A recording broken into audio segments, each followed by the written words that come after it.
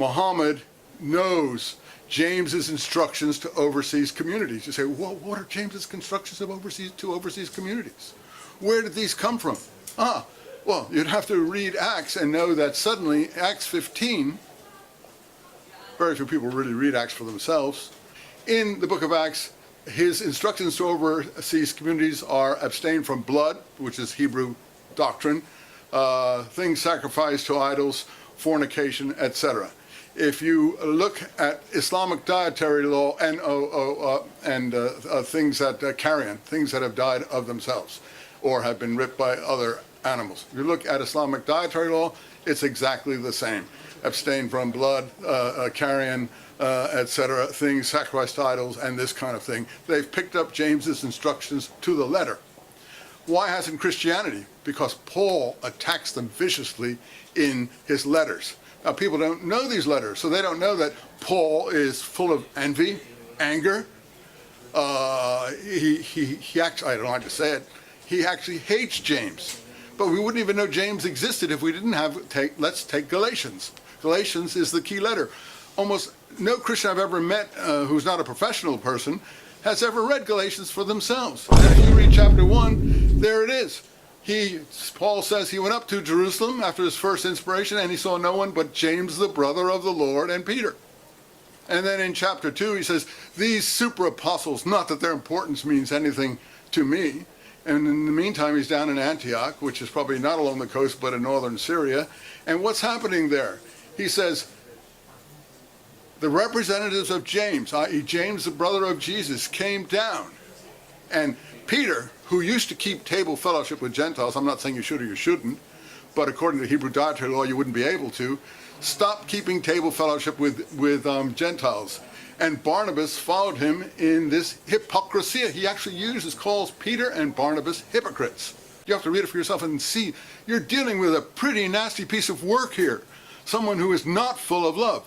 Where does it come out? Chapter 4 of Galatians. The representatives of James come down to Paul's communities, seemingly in Galatia, and they want to circumcise his communities. You know, in the earlier chapter 2 of Galatians, he calls the some from James those of the circumcision. He wants to and Paul says, in response to these people coming down, whose importance means nothing to him, I wish they would themselves cut off. You look, it's there, meaning I wish they would their own gonies cut off. Now, this is a very nice fellow, a very tender-hearted, loving fellow. Go forward from Acts 15:16 to James's instructions where we first meet him and he's not introduced, to Paul's last visit to Jerusalem. He said, we came up to Jerusalem, and Paul went in to see James to tell him of all the wonderful things we've been doing overseas. And then James responded, this is our James. He's the head of the church. Nobody knows it. He's the head of the church. So James responded, but you see, Paul, we've heard that you've been telling everyone overseas not to practice circumcision, saying things against this temple, against the law, and against the people. To show there's no truth to any of these things, we want you to go into the temple and take a Nazirite oath and pay for 4 others, because he's perceived as having money which he's raised overseas. Pay for 4 others, in other words, to publicly show that there's no truth to the rumors we've heard about you. And he's nothing loath, Paul, of course there is truth, every truth to it. Read the whole book of Acts and you'll see that there's not one moment that he isn't criticizing the temple, the people, and the church, not one letter either.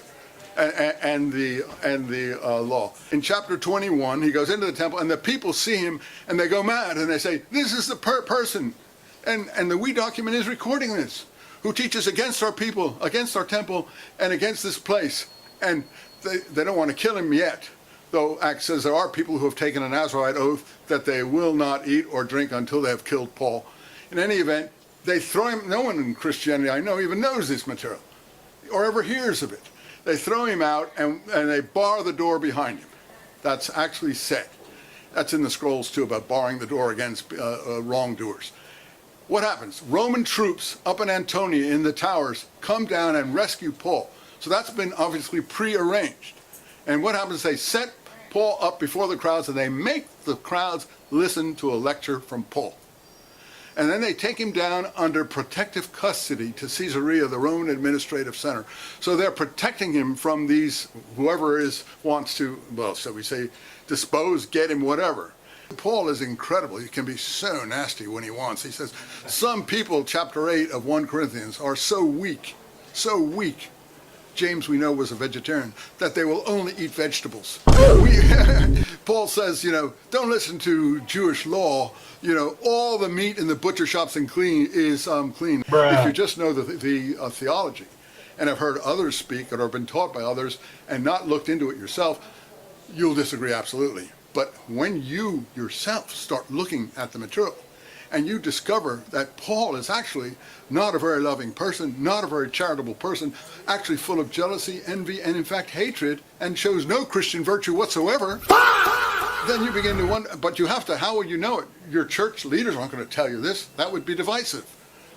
You have to discover it by reading the material yourself. When you read the material yourself, you can say, hey, this guy's as bad as Eisenman.